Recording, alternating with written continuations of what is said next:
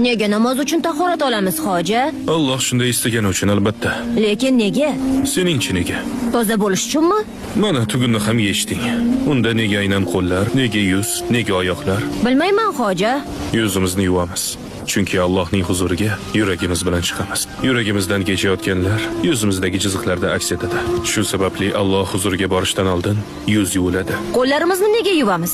Qo'llarimiz haromga tegadi, adolatsizlikka tegadi, yomonlik qiladi. Balki biz sezmagandirmiz, lekin qo'llarimiz tekkan joydan kirlanadi. Unda oyoqlar-chi? Oyoqlar odamlarni olib boradi, to'g'ri yo'lga ham, egri yo'lga ham. Shuning uchun oyoqlar ham o'tmishdan tozalanishi kerak. Tahorat olayotganda suvga Allohning rahmatiga erishajak kishidek yuguring. Alloh suvni o'ziga ibodat qilish va unga yaqinlashish vositasi sifatida yaratdi. Alloh bizning gunohlarimizni kechirib, qalbimizni marhamat ila tozalagani kabi suv tashimizni tozalaydi. Shuning uchun suvga yuvib Allohni zikr qilamiz. Men bundan buyon doim tahorat olaman. Kuniga 15-20 marta tahorat olaman yana.